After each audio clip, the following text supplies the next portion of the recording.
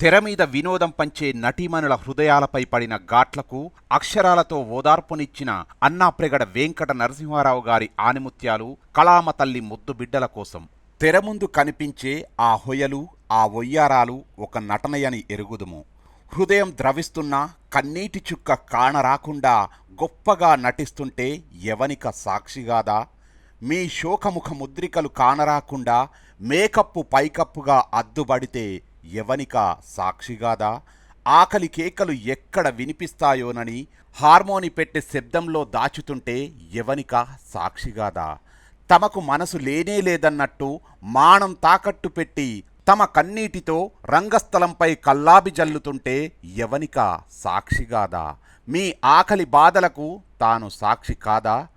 ప్రేక్షకులు once more కొడితే చాలు అన్నింటినీ భరిస్తామంటూ కళామ తల్లి ముద్దుబిడ్డగా ఎంతైనా నటించవచ్చు. వాస్తవాలు ఎరగని అమాయకులు ప్రేక్షకులు కాదు. అయినా వారి స్వార్థం వారిది. చెల్లించిన డబ్బుకు వడ్డీతో సహా మీ నుండి వినోదం ఆశించే సగటు ప్రేక్షకులు నాడు ఉన్నారు, నేడు ఉంటారు.